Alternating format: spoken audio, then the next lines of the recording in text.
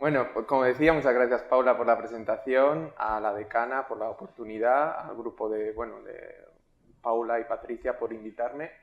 La verdad que es una alegría venir a Vigo porque no me había dado cuenta de que hay tantas caras conocidas, que las he ido conociendo en diferentes congresos, estancias y demás, pero siempre es agradable volverte a reencontrar con todos vosotros. Bien, bueno, la charla de hoy no es una charla, es más divulgativa, no es nada específico, hay una parte más de objetivos y resultados propios de la expedición, espero que os sea interesante, es más sobre todo de tectónica, pero sobre todo es más que nada explicaros qué es el IODP, no sé si, bueno, como estudiáis aquí en la Facultad de Ciencias del Mar, probablemente muchos de vosotros lo conozcáis. Para los que no, será una introducción también a este tipo de proyectos que de algún modo también es una forma de introduciros a presentaros uno de los posibles trabajos o desempeños profesionales a los que podéis dedicaros una vez hayáis acabado la carrera. Bien, en particular en esta expedición pasamos alrededor de 2 meses en el mar de China Meridional, luego pondré un mapa para que os localicéis más o menos. Durante la charla no solo hablaré del mar de China Meridional, también hablaré un poquito, como os he dicho, del IODP, la historia, los objetivos y el legado que ha dejado a la comunidad científica. Luego os contaré más en detalle sobre esta expedición en la que participé y luego, pues ya al final un poco os enseñaré cómo es la vida a bordo. Probablemente muchos de vosotros hayáis participado en alguna expedición y demás, pero bueno, hay algunas diferencias con otros barcos, con otros tipos de expediciones. Bien, bueno, el IODP primero son las siglas actualmente son las siglas del International Ocean Discovery Program. Hasta hace pocos años, creo que un año o así, era el Integrated Ocean Drilling Project, pero como van cambiando las fuentes de financiación y es un proyecto que se va renovando no estoy seguro, cada 10, 15 años, le cambian las siglas. El abuelo en este caso del IODP es el proyecto MOHOLE, que es un proyecto que iniciaron varias instituciones de investigación de Estados Unidos, principalmente Woods Hole y Scripps Institution en California. La meta era intentar perforar a través de la corteza del manto y obtener los primeros registros de basaltos oceánicos creo que era en la zona era en el Pacífico, si no recuerdo mal. Para la tecnología de la época, como podéis ver aquí, en blanco y negro, perforar 183 metros de suelo marino y recuperar más de 13 metros de basalto fue un hito histórico en esta época. La siguiente fase del proyecto se denominó Deep Sea Drilling Project. Entre los años 60 y 80 ya no solo era Estados Unidos, también había otras instituciones, principalmente de Europa, y aumentó el número de expediciones hasta 96 expediciones en las que se recorrieron casi 700.000 kilómetros, o sea, se navegaron entre las expediciones 700.000 kilómetros. Ya las últimas 2 fases de este programa de prospección oceánica es el Ocean Drilling Project, que acabó en el 2003. Se me ha olvidado decirlo, este barco, este es el abuelo de todos los barcos de prospección oceánica, se llama el Glomar Challenge. Posteriormente se le dio la jubilación y se pasó a usar la plataforma que se llama JOIDES Resolution.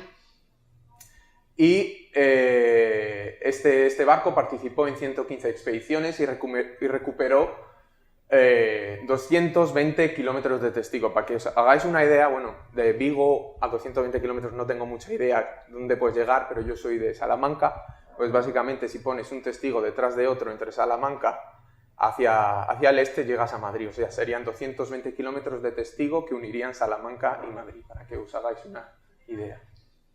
En la última fase, anterior a la que estamos actualmente, se denomina Integrated Ocean Drilling Program, fue hasta el 2013 y ya contaba con 3 barcos gracias a la participación de otras instituciones, principalmente de Japón.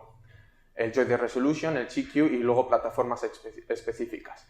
y hasta el momento, bueno, hasta el 2013 participó en 35 expediciones. Estos son los 3 barcos con que cuenta ahora mismo el programa del IODP. Este sería el JOIDES, está más o menos a escala, por lo que podéis hacer una idea de que es bastante grande, creo que son más de 200 metros de eslora.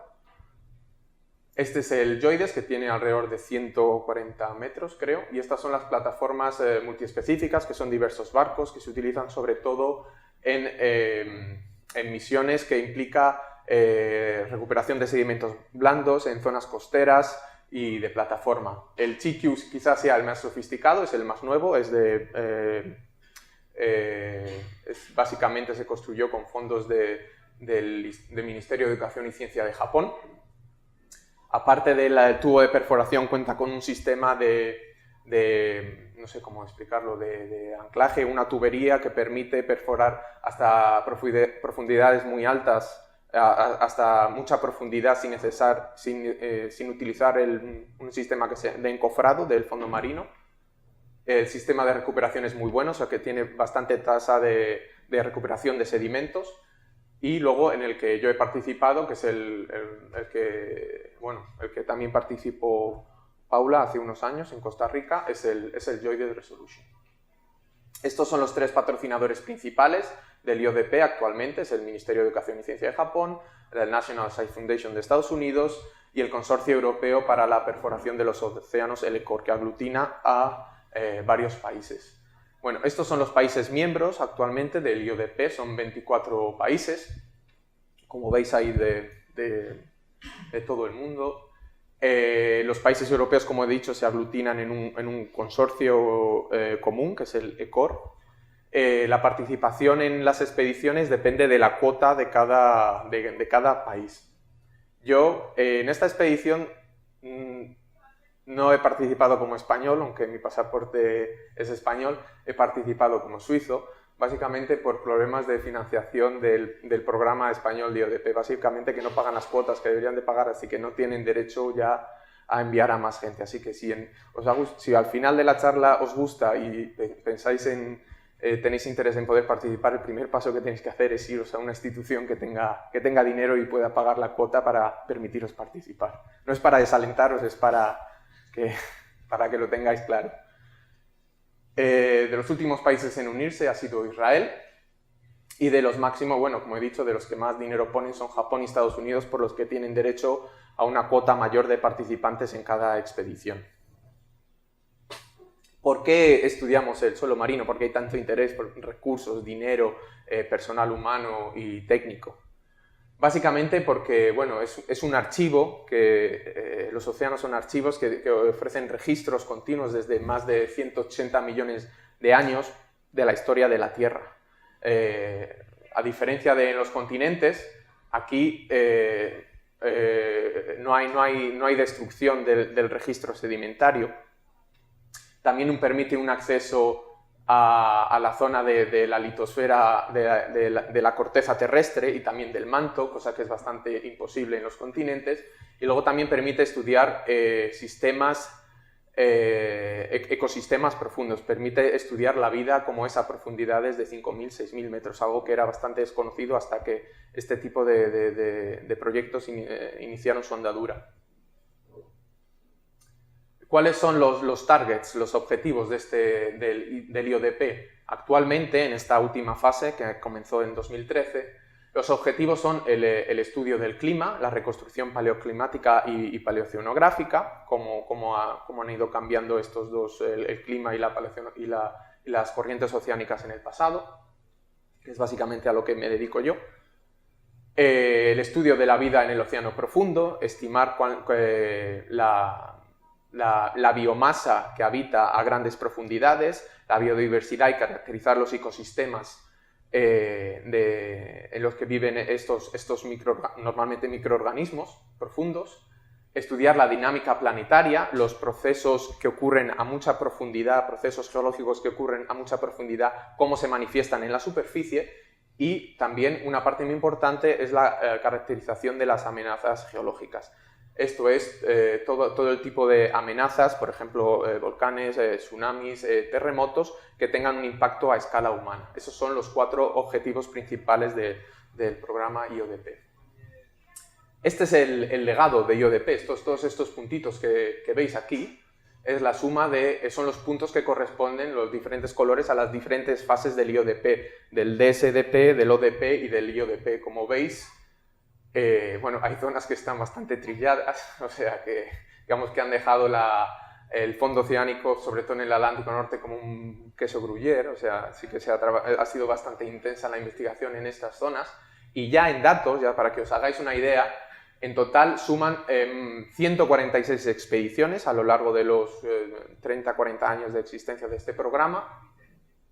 Entre todos los barcos han estado operativos en alta mar en misiones 23 años de forma continuada. Eso quiere decir, bueno, luego os lo explicaré, que los barcos básicamente están 6 meses trabajando y 6 meses parados. O sea que de estos casi 40 años han estado la mitad en operaciones en alta mar. La distancia total recorrida de todas las expediciones es un número que 805, bueno, casi 20 veces la vuelta al mundo se ha dado. Se han visitado 814 sitios, cada sitio es el lugar donde se hace una perforación. Se han perforado 2.236 agujeros en el fondo oceánico. Las expediciones, se ha visitado tanto zonas de altas y bajas latitudes, de latitudes norte hasta 80 grados norte y hasta 70 grados sur, en el mar de Weddell y en el Ártico.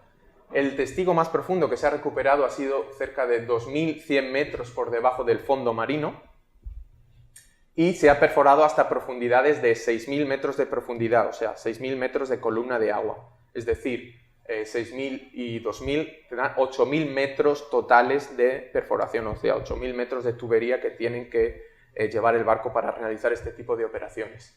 Y como producto de todo este esfuerzo, se han llegado a publicar más de 26.000 artículos en revistas científicas de impacto, de los cuales más de 400 son las prestigiosas revistas de Nature y Science que todo el mundo quiere y estamos ansiosos por conseguir una publicación. Bueno, os voy a presentar algunos hitos de la prospección oceánica, porque igual con todos estos números nos hacéis a la idea de la importancia que ha tenido en la comunidad científica. Alguno de los hitos más importantes es la confirmación de la hipótesis de la expansión del fondo oceánico, algo que todo el mundo, bueno, casi todo el mundo hoy en día comprende y acepta. No fue demostrado hasta que este tipo de expediciones se propuso tomar muestras del fondo oceánico. Otro de los hitos es la evidencia, por ejemplo, de la desecación en el Mediterráneo. Esta ha sido una expedición mayoritariamente llevada a cabo por personal de la Universidad de Vigo. Bueno, el líder era Javier Hernández Molina y demostró la desecación del Mediterráneo durante el Mesiniense en 5,3 millones de años, aparte de otros logros científicos. También la evidencia directa del impacto de meteorito de la transición del Caté en la península de Yucatán hacia 65 millones de años, que acabó con gran parte de la fauna marina y cambió bastante los ecosistemas de los océanos, en la extinción de los dinosaurios, como todos os sonará. Y aparte de esto, también ha servido para demostrar la teoría de Milankovitch, la teoría de los cambios climáticos a escala glaciar e interglaciar, relacionados con los cambios orbitales y suborbitales. También fue gracias a este programa se tomó por primera vez muestras de la litosfera oceánica y muestras de hidratos de gas en márgenes continentales, que tiene también su importancia, y también como he comentado antes, fueron pioneros a la hora de estudiar la vida microbiana, la vida profunda en los océanos. Ahora voy a enseñaros más en detalle sobre la campaña en la que yo participé del IODP, la 349. los objetivos y los resultados. Bueno, esto de aquí, antes de comenzar, es tradición en todas las campañas del IODP que se diseñe los participantes, el personal científico y técnico. Hay una competición de logos que luego es como un recordatorio que se imprime en el barco en la camiseta y tú te llevas como recordatorio el logo estampado en tu camiseta. Bueno, este de aquí representaría, si le echáis un poco de imaginación, la expedición del Mar de China. Esto sería la litosfera oceánica y este sería el barco y la perforación, ¿vale? Bueno, ¿por qué el Mar de China? O sea, ¿para qué fuimos al Mar de China? Bueno, principalmente también hay que decir que esta expedición, muchas están programadas por los patrocinadores que os he comentado antes, pero luego hay expediciones que se puede llevar el barco a una determinada región porque haya un interés científico particular de una parte de la comunidad científica. En nuestro caso, China tenía particular interés en estudiar esta zona, así que fueron ellos los que financiaron la mayor parte de la campaña. Las campañas suelen costar de media en torno a 6 millones de euros. Esto quiere decir que, bueno, 6 millones de dólares, perdón, dólares americanos, que al día te puedes gastar, o sea, el coste de la campaña es en torno a los 100.000 dólares. Pues la mayor parte, no sé si el 70 o el 80% de esos fondos fue subvencionado por el gobierno chino. Bueno, la campaña nuestra comenzó en Hong Kong el 29 de enero. La línea azul representa los transectos que hicimos y los puntos donde paramos a perforar, los puntos azules. Y acabó en Taiwán, en Keelung, el 1 de marzo. En total fueron 64 días en alta mar sin interrupción, sin tocar tierra. Yes. Bueno, este es el Mar de China, es una cuenca pequeñita del Océano Pacífico. Y aparte de ser una zona interesante, pero bastante complicada desde el punto de vista tectónico y geológico, se me ha saltado una diapositiva. Bueno, es una zona bastante complicada desde el punto de vista político. Lo que puede parecer bastante sencillo de llevar un barco para perforar el fondo oceánico por el bien de la comunidad científica, no todo el mundo lo ve así. Sobre todo, bueno, no sé si estaréis al tanto de los conflictos que hay entre China y los países colindantes. Básicamente el Mar de China es un vecindario en el que todo el mundo se lleva mal. Las líneas azules representan más o menos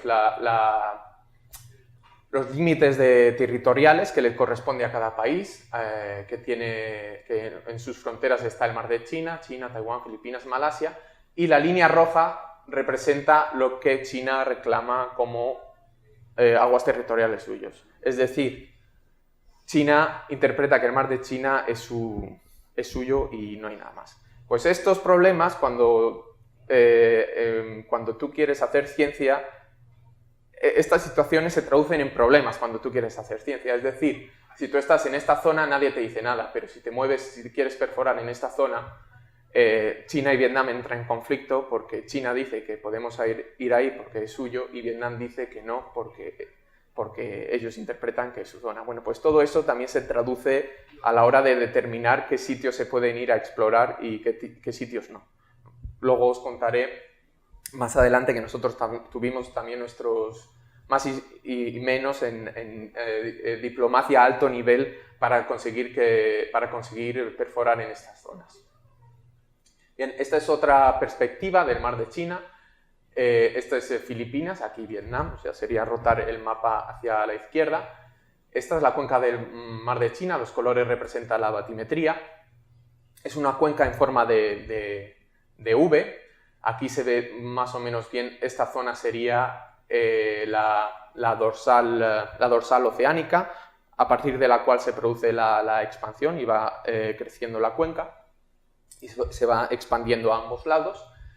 Y es una zona muy interesante porque es una cuenca relativamente joven, aunque relativamente joven y pequeña, aunque ya ha experimentado casi un ciclo de Wilson completo, de creación y destrucción de la corteza oceánica.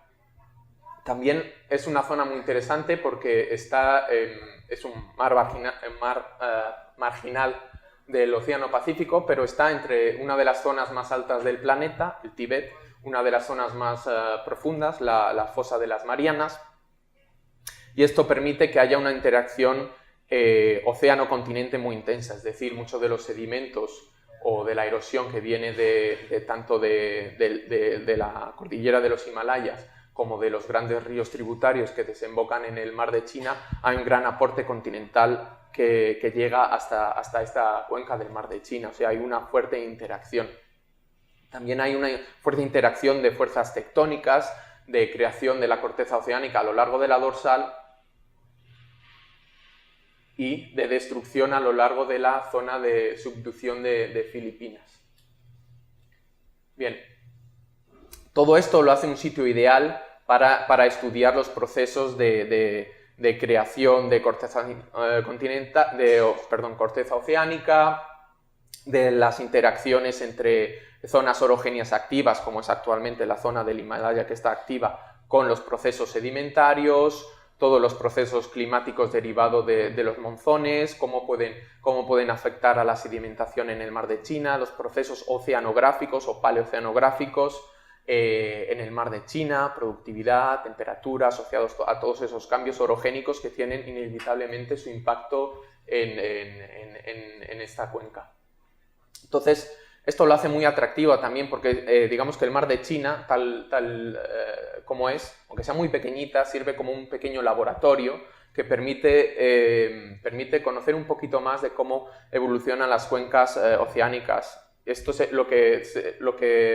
todo el conocimiento que podemos extraer de este tipo de cuencas se puede extrapolar a cuencas más grandes como sería el Pacífico. Obviamente estudiar el Pacífico es muy complicado por su tamaño, pero digamos que este es un pequeño modelo a escala de cómo se comportaría el Pacífico, la cuenca del Pacífico. Entonces, los objetivos principales de esta expedición es, primero, perforar la corteza oceánica, o sea, llegar al basamento. ¿Por qué? Aunque esta es una cuenca que se ha estudiado bastante del mar de China, principalmente por la comunidad científica china, poco se conoce de cuándo comenzó a formarse y cuándo paró de expandirse el fondo oceánico. Principalmente esto se ha visto impedido porque no se han podido extraer muestras de la corteza oceánica. Las edades aproximadas que se han dado o los modelos de formación del mar de China se basan en anomalías gravimétricas. Pero esto básicamente es una hipótesis, no se ha podido probar in situ si es la edad correcta o no. Pues uno de los objetivos es perforar la corteza oceánica, obtener estas muestras y datar las muestras con métodos radiométricos, que es lo que algunos compañeros de la expedición están haciendo, con argón-argón para poder dar una edad aproximada. En el barco lo que podemos contribuir a determinar el comienzo y evolución de la expansión oceánica fue estudiando los sedimentos que están inmediatamente sobre esta corteza oceánica, utilizando herramientas como la bioestratigrafía y la biocronología.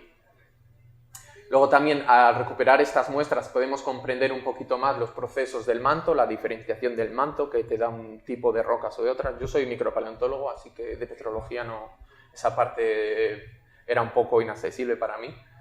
Y luego también, como he dicho antes, los procesos sedimentarios y climáticos asociados a los procesos orogénicos que dieron lugar a la formación del mar de China y también a los procesos climáticos a nivel regional que afectaron toda Asia, como son los monzones. Estos serían los 4 objetivos principales de la expedición. Bien. ¿Qué hipótesis hay ahora mismo para la apertura del mar de China? Bien. Ahí básicamente la comunidad científica está bastante dividida, bueno, a partir de ahora ya un poquito menos, y hay 4 modelos para explicar la apertura del mar de China. El primero está asociado, trata de explicar la apertura del mar de China, esa V que os presenté antes estaría cerrada. El objetivo es explicar por qué o qué mecanismo geológico provocó que se comenzara a abrir la cuenca. Uno de ellos sería asociado a la colisión de India contra la colisión de India y Asia, y luego procesos geológicos de falla y movimiento de 2 bloques, un bloque rígido que haría que se comenzara a estirar esa parte de la corteza oceánica. Este mecanismo de aquí sería la subducción de un proto o mar de China, de una corteza oceánica anterior a la actual, la subducción y la formación de un nuevo mar de China. Este modelo de aquí se trata de explicar la apertura, el comienzo de la expansión en el mar de China por un upwelling de manto de la astenosfera, adelgazar la corteza y comenzar a abrirse. Y por último, este se asocia al retroceso de la placa pacífica, y este proceso de extensión conllevaría a abrirse el mar de China en su margen occidental. No sé si os ha quedado claro, a mí nunca tampoco me quedó muy claro. Con el modelo que más entendí fue con el que conseguimos probar en el barco. Bien, de los 4 modelos que os he comentado, los co-chiefs, digamos los jefes del barco, y la mayoría del personal que participó en la expedición abogaban más por inclinarse por este modelo, por el modelo de colisión ascenso de la cordillera del Himalaya, y esto provocaría, digamos, un desequilibrio en todas las cuencas colindantes que acabaría con la formación del mar de China. Este es el modelo que queríamos probar, no era nuestro objetivo. Bien, más en detalle, este modelo sí que soy capaz de explicarlo un poquito mejor. Esto de aquí es un modelo plástico. El bloque de aquí representaría la India cuando comienza a colisionar con Asia hace 50 millones de años. Entonces, esta colisión provocaría, como he dicho antes, un cambio en la geología de la zona, y uno de los bloques, el bloque que correspondería con Indochina, que es la península de Indochina, que es Taiwán y donde se sitúa actualmente Taiwán y Vietnam, se comportaría como un bloque rígido y se deslizaría a lo largo de una falla que es resultado de la colisión entre India y Asia, que es la falla del Río Rojo, ¿vale? O sea, digamos que se formaría esta falla. Entonces, habría un bloque rígido que se empieza a mover a lo largo de esa falla, y como resultado del movimiento, el movimiento transversal, se comenzaría a abrir la corteza oceánica, o sea, habría un proceso de extensión y de rifting que daría lugar a la formación del mar de China. Si tomamos como válido ese modelo, como nosotros asumimos en nuestra expedición, luego también hay que explicar qué parte se comenzó a abrir antes, si el norte o el sur. Si os imagináis la forma de V que os he presentado antes del mar de China, aunque parezca sencillo de explicar, no lo es tanto. Hay 2 modelos propuestos. Uno que el mar de China comenzó a abrirse por aquí, y otro que comenzó a abrirse por acá. O un tercer modelo que el mar de China se abrió todo a la vez, o sea, que no hay diferencia entre las cuencas del suroeste y la cuenca del norte. Bien, el modelo que dice que hay diferencia en las edades entre este punto y este punto se denomina coloquialmente el modelo de la tijera. Digamos que vosotros tenéis el mar de China, cortáis por un sitio y luego un poquito y luego ya empezáis a abrir. Entonces, la parte donde habéis comenzado a cortar sería la más vieja y la parte del final sería la más joven.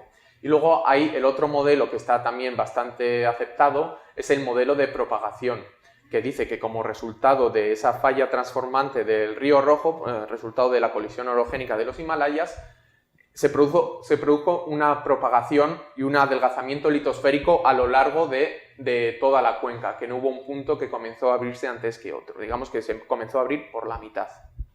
¿De acuerdo?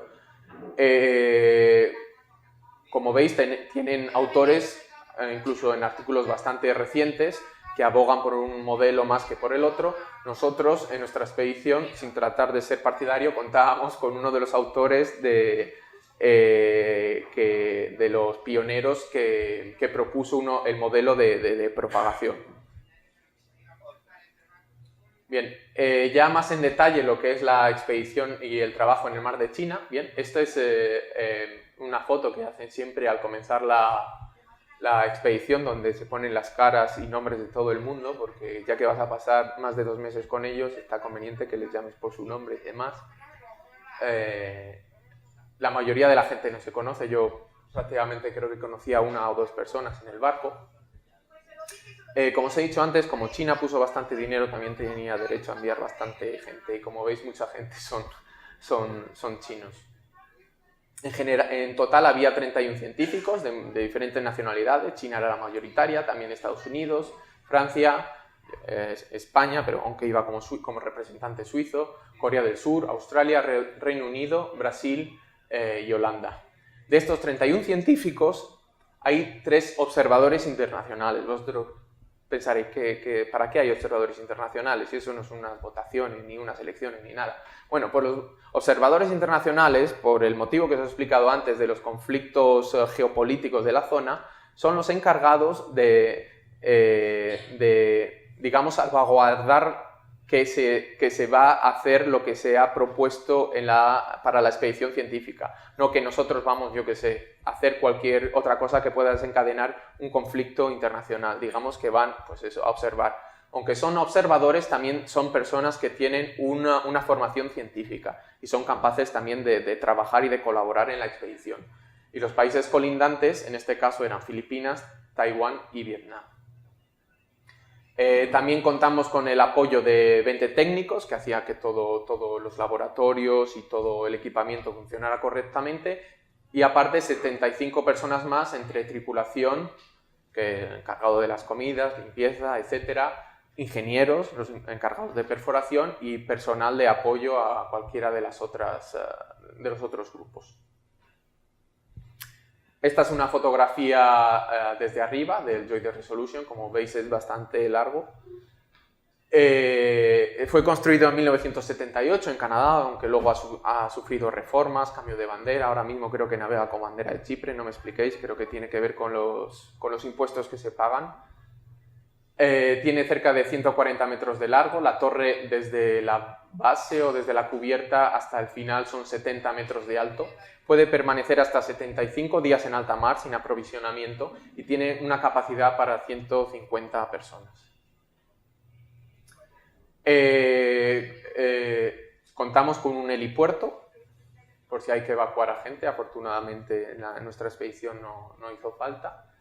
Esta es la zona de perforación. Nosotros básicamente trabajamos en esta zona. Aquí está el puente de mando, aquí están todos los laboratorios y en las partes inferiores es donde se encuentra el alojamiento y otras habitaciones de usos múltiples, de salas de reuniones, cafetería, comedor y demás para el personal a bordo. Como os he dicho, estas expediciones son muy caras, es decir, te gastas $100.000 al día en día de expedición, entonces la gente quiere resultados y quiere maximizar el tiempo de trabajo. Por lo tanto, la jornada de trabajo en una expedición es de 24 horas. O sea, hay básicamente 2 turnos. Uno va de 12 de la mañana a 12 de la noche y otro de 12 de la noche y 12 de la mañana. Todo el personal científico está o en el turno de noche o en el turno de día, es decir, trabajas 12 horas seguidas y descansas 12 horas, las 12 horas siguientes. Esta es la tabla que nos proporcionan al comienzo de la expedición, donde si tienes suerte como yo, te toca en el turno de día y trabajas de 12 de la mañana a 12 de la noche, y la gente que yo creo que era un poquito menos afortunada trabajaba en el turno de noche, es decir, comenzaba a las 12 de la noche y acababa su turno a las 12 de la mañana. ¿Días de descanso durante 63 días? Ninguno. Se trabaja 7 días a la semana, 12 horas al día, hasta que acabemos la expedición o hasta que acabes exhausto, como a alguno le pasaba, y se tenía que echar algún descansillo durante el turno de trabajo. Aparte de tu trabajo diario, hay un montón de reuniones, principalmente las reuniones cuando hay cambio de turno, se trabaja en parejas. En mi caso fue un poco particular, pero normalmente cuando haces un cambio de turno tienes una pequeña reunión para comparar datos o poner al día a la persona que va a entrar en el siguiente turno. Eso en cada cambio de turno. Luego, una vez o 2 veces por semana, hay una reunión de todos los grupos común con los jefes de expedición, y luego cada vez que se visita un nuevo sitio tienes una otra reunión para ponerte al día sobre lo que esperas encontrarte o sobre cuáles son los objetivos de ese sitio en concreto. Aparte de eso, aparte de las reuniones y tus horas de trabajo, también tienes que realizar informes periódicos. Tienes que realizar un informe por semana, un informe por sitio y luego un resumen al final de la expedición, que hay que acabarlo antes de tocar puerto, si no, no te dejan bajar del barco. La carga de trabajo de las 12 horas cuando estás en tu turno depende mucho del ritmo de perforación. Básicamente en estas campañas, por lo menos en el JOIDES, hay 3 tipos de sistemas de perforación. Está el Advanced Piston Core, que se utiliza para sedimentos blandos y puedes extraer un core que son 10 metros de testigo cada media hora. Imaginaros eso cuando te lo ponen uno delante del otro. El Extend Core Barrel, XCB, que puede extraer hasta un core por hora, y luego ya el Rotary Core Barrel, que es el para cuando ya la roca es más dura, basaltos oceánicos normalmente, que ya puede tardar varias horas hasta que tienes un material para analizarlo en el barco. Como he dicho, hay un montón de reuniones, redacción de informes y demás, así que aparte de tus 12 horas es bastante probable que cuando acabes tu turno te toque adelantar trabajo, ponerte al día con trabajo o informes que no te ha dado tiempo a hacer. ¿Cómo se trabaja a bordo? O sea, una vez que se extrae el testigo, ¿qué es lo que se hace con él? Porque claro, como he dicho, hay que maximizar el tiempo de trabajo que estás en el barco, así que una vez se extraen los testigos se comienzan a analizar in situ para obtener toda la información posible en el tiempo que estás en el barco y poder obtener alguna conclusión, algún resultado científico relevante antes de que acabe la expedición. Bueno, pues la parte de arriba representa la preparación del testigo, la extracción. Aquí serían un core de 10 metros que se prepararía, los técnicos lo prepararían para la división en secciones más pequeñas, que sería de 1,5 metros. Ahora os voy a poner un vídeo.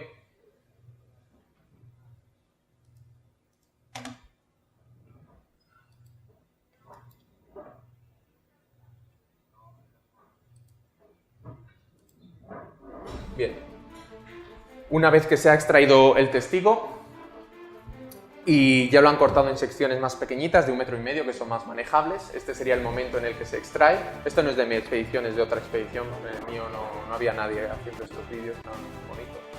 Entonces este es el momento en el que de la torre de perforación se extrae el testigo de 10 metros.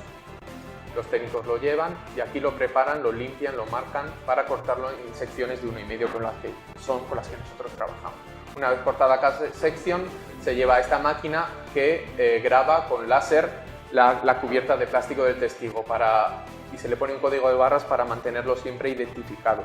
Porque, claro, con tantos testigos es fácil que uno se pudiera equivocar, etiquetarlo de otra manera. Entonces, de esta manera está todo automatizado y digitalizado para poder mantener el control de lo que estás haciendo. Se deja un par de horas que expanda el material que está dentro y se lleva al multilogger para analizar las propiedades físicas, densidad, magnetismo, etc. Todavía estamos con el core entero. El siguiente paso... ¿Este es el mapa? ¿Suena bien? El gamma ray, pues eso también se continúa analizando las propiedades físicas en el testigo continuo y por último, si no me equivoco, se procede a abrir el testigo dependiendo del tipo de material que contenga. Si es sedimento blando o duro, se utilizan diferentes métodos de sierra o apertura y luego se divide en 2 mitades, la que se denomina la working half y la archive half, la mitad de archivo y la mitad de trabajo. La mitad de archivo no se toca, se almacena directamente o se puede pasar por algún tipo de escáner no destructivo, mientras que la working half es la que, digamos, analizamos nosotros, tomamos muestras o, vamos, la que finalmente se destruye en el proceso de estudio.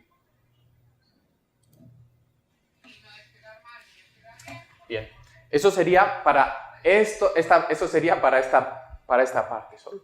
Una vez que tenemos en nuestras manos la working half, continuamos haciendo todo tipo de análisis. Se pasa otra vez por las physical properties, algunas son redundantes, como la susceptibilidad magnética, que ya se ha medido en el testigo completo. Luego también se analiza el color, que es algo bastante importante. También se toman muestras para geoquímica, orgánica e inorgánica y agua intersticial para la composición química de los sedimentos.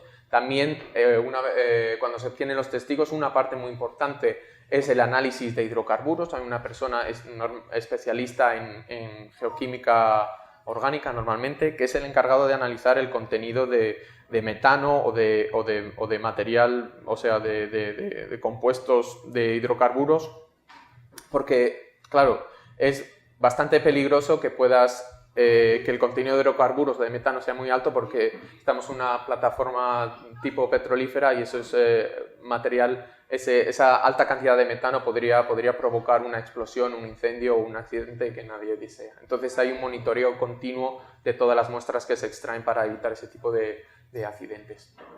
También se toman muestras para la microbiología. Tenemos un laboratorio especial de microbiología, una cámara blanca y luego una cámara en frío también.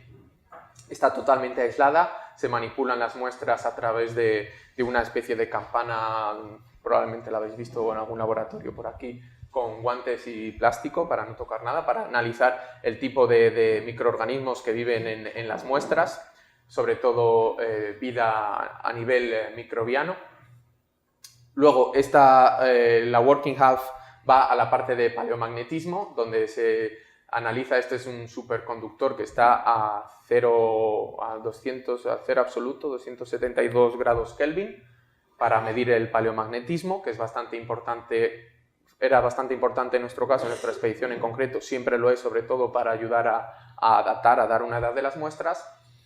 También se analiza la sedimentología, la composición de los sedimentos, principalmente para caracterizar el ambiente sedimentario, cómo han llegado esos sedimentos ahí, si son continentales, si han llegado por deposición aérea o por corrientes de fondo.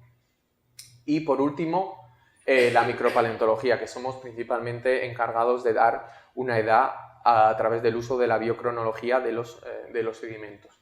Una vez que se ha acabado que el core, que funciona básicamente como una cadena de montaje, pasa por todos estos sitios, el core o las muestras que se han extraído del core, se realiza el muestreo. O sea, al comienzo de la expedición todo el mundo propone cuántas muestras quiere y para qué las quiere. Entonces en el barco normal o después del barco se realiza un muestreo, se ponen pegatinas o banderitas para decir esto es para mí, esto es para ti. Esas muestras se toman y lo que queda del testigo junto con la parte de archivo se guarda en un depósito en el barco. Una vez que se ha realizado la perforación y queda el agujero, ¿qué se hace? ¿Nos vamos para otro lado? No, todavía hay trabajo que hacer.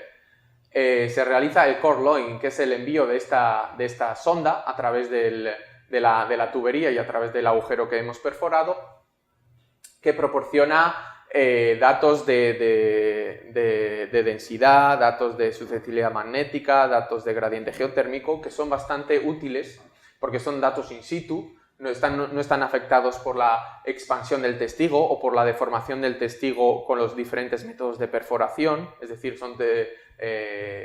mide todos estos parámetros directamente en el subsuelo marino sin ningún tipo de destrucción o alteración del sedimento. Y son muy útiles para detectar fracturas, fallas, hiatos, para hacer la correlación estratigráfica en diferentes sitios o deformación de los sedimentos. Ahora os voy a mostrar brevemente algunos de los resultados más importantes. Os voy a básicamente comentar lo que me concierne a mí, los resultados que tienen que ver con mi parte con mi colaboración en esta expedición. Finalmente, bueno, una cosa es los sites que se proponen, otra cosa por cosas de logística, política, tiempo o lo que sea, los que finalmente se visitan. En nuestro caso visitamos 5 sites. La penetración total por debajo del fondo marino fue de 3.000 metros, aunque finalmente solo se pudieron obtener 1.524 metros de testigo. Esto es que muchas veces se pierde material cuando se recupera el testigo, sobre todo en sedimentos duros o no consolidados como arenas. La tasa de obtención de material es bastante mayor cuando estás trabajando con arcillas y demás. De estos 1.424 metros de testigo, 78 fueron de roca, de basaltos, o sea, del fondo oceánico. Aunque no os parezca mucho, esto es una joya, o sea, esto no tiene precio. Antes lo hemos estado discutiendo cuando hemos tomado un café, que para que os hagáis una idea del costo total de la expedición, que puede ser en torno a los 6 millones de euros, si lo dividís por los metros totales de testigo, cada centímetro de testigo recuperado ha costado una inversión de entre 30 a 40 dólares americanos. Y si ya lo extrapolamos a las rocas de basalto, que son mucho más costosas de obtener porque tienes que perforar a través de la columna de sedimentos y la recuperación es mucho más delicada y más lenta, estas muestras de basalto te pueden costar, no sé, 100, 200 dólares americanos. O sea, digamos que el material que recuperamos, aparte del inmenso valor científico que tiene para la comunidad, tiene un valor, si se puede extrapolar el costo de la expedición a las muestras, tiene un valor económico bastante grande. Como os comenté al principio, esta diapositiva representaría el objetivo de la expedición, pues es perforar en varios sitios de la cuenca, cerca de la dorsal oceánica, para obtener las edades más antiguas, que es cuando la expansión oceánica del mar de China se paró, y lejos de la dorsal oceánica, donde supuestamente obtendríamos las edades más antiguas, o sea, cuando comenzó esa extensión y adelgazamiento litosférico y cuando comenzó a abrirse el mar de China. Y luego también esto lo hicimos a ambos lados de la dorsal oceánica, porque como os he comentado al principio, lo que queríamos probar era si había diferencias entre la cuenca del sureste y la cuenca del norte, ¿vale? O sea, queríamos comparar las edades de las dos cuencas y evaluar el modelo de apertura. Mi participación en esta expedición, ¿en qué se basaba? Pues se basaba en el análisis bioestratigráfico. Los bioestratígrafos somos micropaleontólogos que utilizamos los microfósiles, que son básicamente, para la comunidad científica, funcionan como relojes. Sirven para datar los sedimentos. Esto representaría básicamente, de una forma así bastante simple, lo que hacemos nosotros. Se extraen el material y nosotros analizamos los diferentes tipos de microfósiles. El grupo de bioestratigrafía de una expedición normalmente no es solo una persona o un solo grupo, sino que, luego lo entenderéis, está compuesto por personas especialistas en diferentes grupos de microfósiles. Normalmente hay varias personas especialistas en cocolitóforos, en diatomeas, en foraminíferos y en radiolarios, dependiendo. Normalmente, pues a lo mejor por el interés de la zona hay más personas trabajando con esto que con esto, pero normalmente hay una o dos personas de cada grupo en la expedición. Esto sería más o menos el resultado o la información que nosotros aportamos al resto de la expedición. Nosotros analizamos las diferentes secciones cuando nos van llegando y en base a la aparición aparición de diferentes especies, que ya están, los eventos de aparición y desaparición de estas especies están datados en el registro geológico, o sea, se sabe la edad a la que aparece o desaparece, por ejemplo, Globigerinoides ruber. Nosotros somos capaces de dar una edad aproximada de la edad correspondiente a esa sección, ¿vale? Como ahora ya podéis entender, esto era muy importante para la expedición, porque el objetivo principal era dar una edad a los sedimentos que estaban inmediatamente encima de los basaltos oceánicos. Así que teníamos bastante ojos en la nuca cuando estábamos trabajando. Bien, esta gráfica de aquí resumiría los resultados de la perforación en el Site 1431, que es el que está en el norte. Entonces, este gráfico representaría las tasas de sedimentación en este site, la profundidad y la edad aproximada. Hay una tasa de sedimentación muy alta, sobre todo en los primeros 300 metros de testigo, que luego desciende hasta el Mioceno, que ya las tasas de sedimentación son bastante bajas. Los diferentes colores y diferentes puntos tienen que ver con los bioeventos, con los datos bioestratigráficos que proporciona cada grupo. Los míos, como veis aquí, son los verdes. Como veis hay poquitos, porque los radiolarios no son muy abundantes en el mar de China. Y bastante parte de la expedición, pues estuve analizando muestras, buscando radiolarios, información relevante, desafortunadamente no encontré nada. En cambio, cuando llegamos a profundidades bastante altas, cerca de 1000 metros de profundidad, cuando estábamos cerca perforando de los testigos, cuando estábamos cerca del fondo de la cuenca, cerca de los basaltos oceánicos que representaría la apertura de la cuenca, encontramos unas arcillas pelágicas rojas que no tenían absolutamente nada de carbonato cálcico, es decir, ninguno de los otros grupos, ni cocolitóforos o nanofósiles, ni foraminíferos planctónicos, podían aportar ninguna información porque no se encontraban. En cambio, los radiolarios, como son más resistentes, bastante resistentes a la disolución, no les afecta la disolución de carbonato cálcico, sí que podían aportar información. Entonces llegó mi turno de poder aportar algo a la expedición.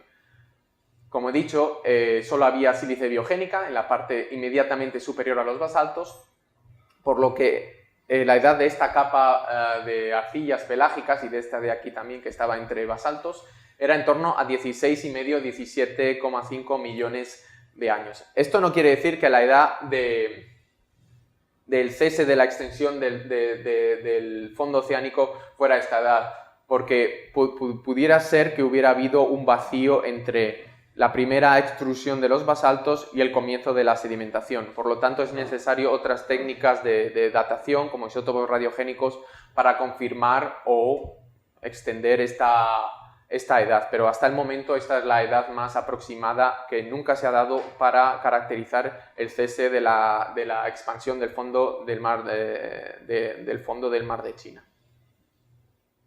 Bien. Estos son los radiolarios que yo me encontré. Como veis, están bastante recristalizados y disueltos, que no se puede apreciar básicamente nada. Estos son fragmentos, probablemente por las altas temperaturas, el alto gradiente geotérmico a esa profundidad hizo que la sílice se disolviera y se recristalizara. Pero afortunadamente vimos algunos trocitos que sí tenían como unas costillitas, una cierta morfología que, bueno, a mí me recordaba a algunas especies que yo conocía. Para confirmarlo, tuve la suerte de que en mi expedición contábamos con un microscopio electrónico de barrido. Entonces lo que pude hacer es, en vez de utilizar el microscopio óptico, que es la herramienta que utiliza normalmente la gente que trabaja con diatomías y radiolarios a bordo, pude picar las muestras de la fracción gruesa y observarlas en el microscopio electrónico. Y aunque, como veis, están bastante rotos y fragmentados, sí que pude identificar estas especies que se llaman Calocicleta costata y Stichocoris wolfi. Creo que nadie en el barco, excepto yo, conocía antes el nombre de estas especies, pero después de que consiguiéramos datar esos sedimentos, como he dicho, que eran tan importantes para la expedición, todo el mundo era capaz de reconocerlos, se hizo súper amigo y familiar con estos nombres y acabaron adorándolos. O sea, cómo cambiaron las cosas en un par de semanas. En el otro de los sitios más importantes que visitamos era el 1433, que era en el otro extremo de la cuenca. Si recordáis la forma de V, este sería en el vértice de la V. Pasó algo bastante similar. Los radiolarios eran poco abundantes, poco interesantes. La información proporcionada por los otros grupos, foraminíferos y cocolitos, era la que nos estaba dando información consistente acerca de las edades, de las tasas de sedimentación, también el paleomagnetismo, pero claro, llegó un punto que ni el magnetismo valía, no había carbonato, entonces pues dijeron, ahora es el momento de los radiolarios otra vez. Y encontramos el mismo tipo de sedimentación pelágica profunda, de arcillas rojas, que claro, como todo el mundo esperaba que tuviera radiolarios, pues claro, me dijeron, ahora es tu turno de trabajar. Y curiosamente la edad aproximada de este punto era entre 18 y 21 millones de años. Aunque veáis un poquito de desfase entre las dos cuencas, a escala geológica, como no es una datación todavía precisa 100%, estamos en ambas cuencas en el Mioceno inferior, habría que refinar las edades, quiere decir que el modelo de apertura y de expansión del fondo oceánico del mar de China sería la propagación, el modelo de propagación, es decir, habría una expansión continua y no habría una cuenca que se comenzó a abrir antes que la otra, habría una apertura simultánea de las dos cuencas, habría un delgazamiento litosférico en el eje de la dorsal oceánica y se comenzaría a abrir a ambos lados a la vez, no habría una apertura en forma de V o en forma de tijera como era el otro modelo. Para la persona que propuso este modelo y que estaba a bordo, la verdad que fue, yo creo que uno de los días más felices de su vida en su carrera científica, porque pudo reafirmar un modelo que ya propuso hace 20 años, más de 20 años, con modelos teóricos y modelos de calibración de la edad de esta zona con anomalías gravimétricas. Así que al final nos hicimos bastante amigos. Ella estaba bastante satisfecha con lo que obtuvimos.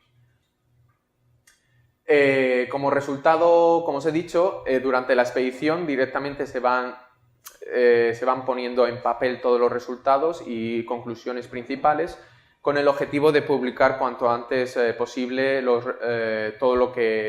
principales hallazgos.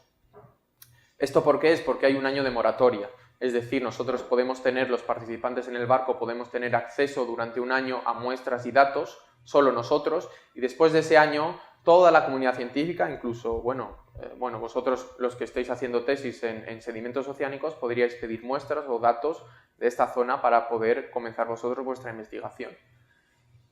Esta misma mañana me ha llegado que ya se ha publicado, después de solo 4 meses, ya se han publicado los primeros resultados de la expedición. Los primeros resultados, como os he explicado, básicamente son la datación con anomalías magnéticas y la confirmación con bioestratigrafía de las edades de expansión del mar de China en el Mioceno medio entre 15 y 20 millones de años.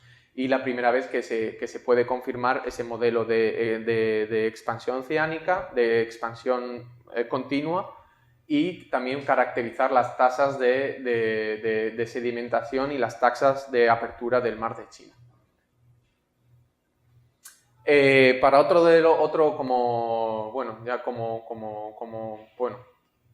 lamentablemente se quedó en una anécdota. Otro de los objetivos era datar el comienzo de esta expansión del fondo oceánico, del mar de China. Para ello queríamos perforar en el punto donde se esperan obtener los sedimentos más antiguos.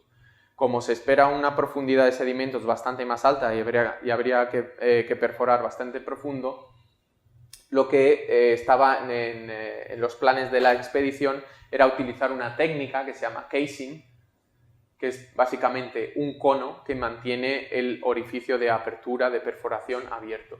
Debajo de este cono se instalan sucesivamente diferentes tubos de diferente diámetro y se hace una especie de encofrado para que todos los primeros 1000 metros sean estables, no se colapsen. Es muy fácil que cuando estés perforando se te colapse el agujero y lo tengas que abandonar. Pues con esta técnica, que es bastante compleja, como podéis imaginar, se quería que se pudiera estabilizar esa perforación para poder estar seguros que llegaríamos a mayor profundidad. Otro de los objetivos es dejar este casing como legado en el fondo oceánico. Una vez que instalas el casing, el encofrado, eso se queda ahí. O sea, digamos que esto ya hay en varios puntos en el océano, hay todo este sistema desplegado, instalado. Entonces, en futuras misiones, si hay interés, puede ir el barco otra vez, desplegar los 4000 metros de tubería y literalmente meterla por el agujerito y continuar perforando a la profundidad que lo abandonó la anterior expedición. Si no os lo creéis, os enseñaré un vídeo. Bien. Esto no es exactamente de nuestra expedición, no hice un vídeo de la nuestra. Esto está a 4000 metros de profundidad, el cono que veis ahí, el embudo. Esta sería la punta de la tubería, de más de 4000 metros de tubería, que lleva instalada una cámara, o si no sería un poco intentarlo a ciegas, y como veis, tras un breve intento, consigue entrar el cono. El cono tiene unos 5, menos, igual 5 o 6 metros de diámetro. Y el agujerito que tiene el cono sería de unos 2 metros, como mucho. O sea, para que veáis el grado de precisión y de avance tecnológico, voy a ponerlo otra vez, de que es capaz este programa IODP, que es capaz de abandonar un sitio y volver con el sistema de geoposicionamiento y de cámara, volver a penetrar a la misma profundidad que se había abandonado el sitio.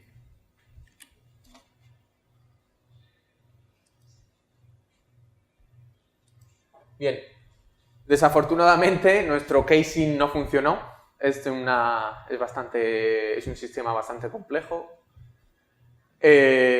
Aparte de instalar este encoframiento, es este sistema de tubos, se inyecta cemento. Sí, se inyecta cemento. Hay un sistema de tuberías que inyecta cemento, entonces consolida el tubo, digamos, es como hacer un edificio, se pone el encofrado y se inyecta cemento para que eso sea estable. ¿Qué pasó? Que cuando inyectaron el cemento, hicieron mal los cálculos del gradiente geotérmico, es decir, a esta profundidad, cuando ya estábamos a 500 o 600 metros de encofrado, la temperatura era muy alta, el cemento fraguó antes de lo que se hubiera esperado y básicamente nos quedamos pegados al fondo del mar de China. Cuando quisieron sacar toda la tubería de perforación, se dieron cuenta de que había encofrado, había fraguado el cemento y no nos podíamos mover. Esto causó uno de los momentos más críticos, aunque ahora parezca cómico, a mí todavía me sigue haciendo gracia, uno de los momentos más críticos de la expedición, porque uno no piensa realmente qué se puede hacer o cómo se puede solventar este problema.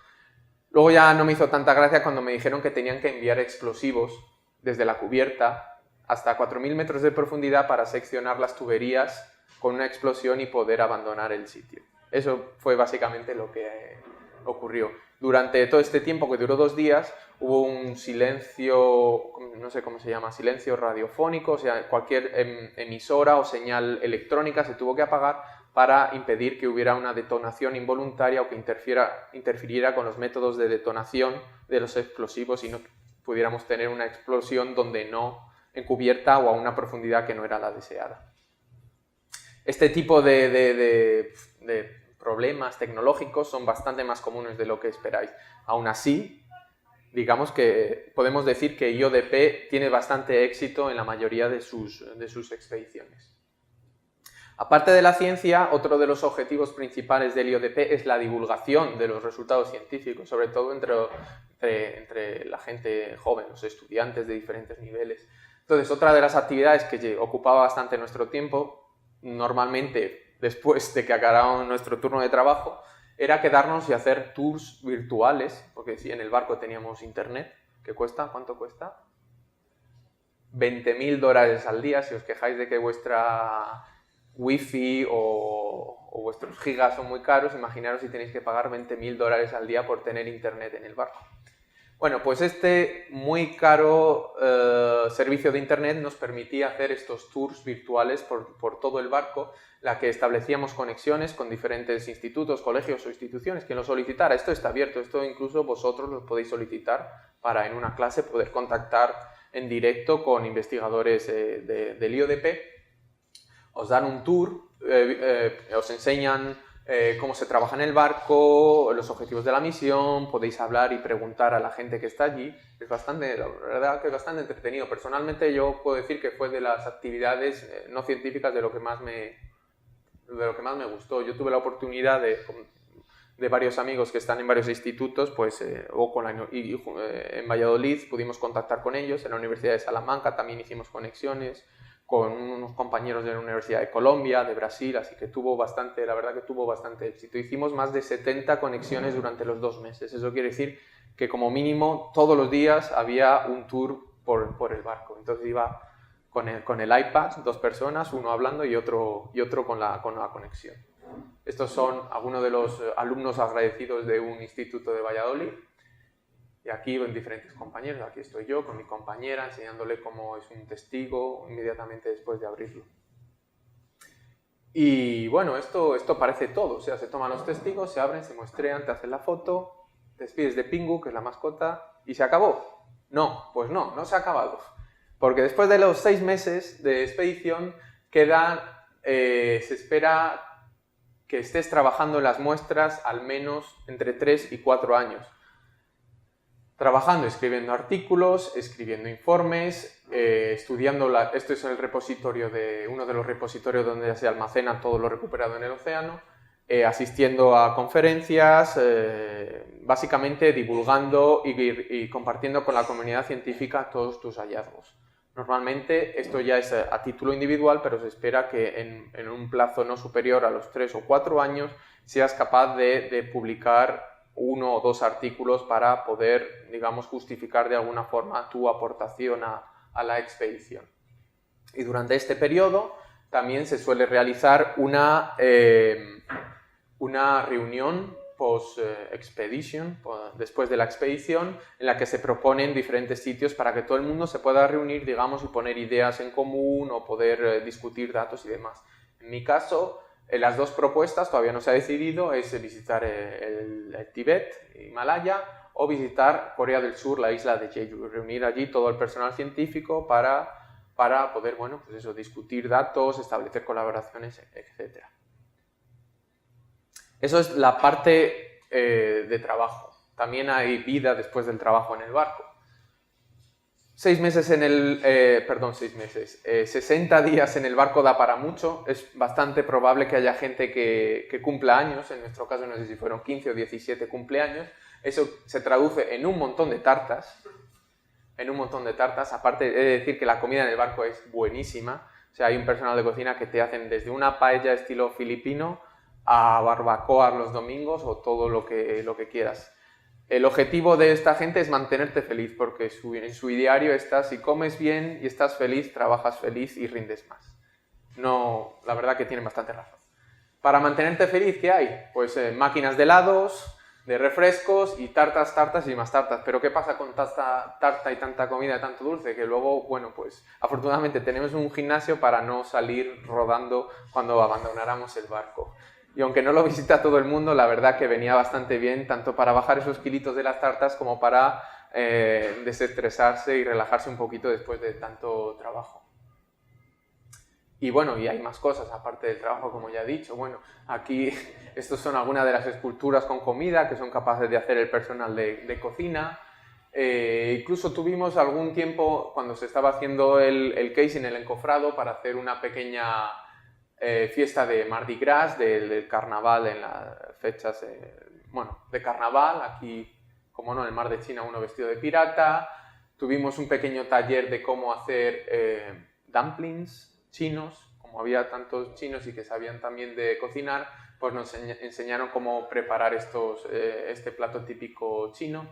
Tuvimos visitas de pescadores del Mar de China, bueno, visitas bastante indeseadas porque, claro, hay un riesgo bastante fuerte, es un riesgo bastante grande que pueda colisionar cuando se te aproxima bastante un barco, porque, claro, el oleaje y demás no sabes cómo va a responder este barco. Se nos acercaron bastante cerca y fue bastante problemático porque básicamente nos querían vender pescado en alta mar o cambiarlo por combustible. Luego también pudimos disfrutar de barbacoas al aire libre. Otra de las actividades que se suele hacer es enviar estos vasos de poliestileno. Cuando se envían se atan, se unen en una bolsa a la cámara que se envía cuando quieres reentrar en el agujero. Y claro, el efecto de la presión hace que después de decorarlos obtengas estas bonitas vasitos en miniatura con tus dibujitos. Y, por supuesto, disfrutar de los atardeceres en el Mar de China, que eso es bastante gratificante. Bueno, básicamente eso es todo, lo que os puedo contar de la expedición del Mar de China, del JOIDES. Espero que os haya gustado mucho, os haya animado a participar. Si queréis obtener algo más información sobre el JOIDES, otras expediciones o cualquier cosa, me podéis preguntar a mí, podéis pedirle el email a Paula o visitar una de estas páginas web, la página oficial del JOIDES, el blog de mi expedición. Cada expedición tiene un blog en la que los científicos pues, escriben diariamente sus experiencias o lo que les apetezca. También es una vía de escape. El nuestro era esta dirección, luego tenemos un canal YouTube, que hay vídeos tan didácticos como los que os he enseñado, Twitter, se tuitea desde el barco, y Facebook. También tenemos página de Facebook en la que la gente escribe, se cuentan cómo es el día a día, además, o sea, todo tipo de información. Pues eso es todo.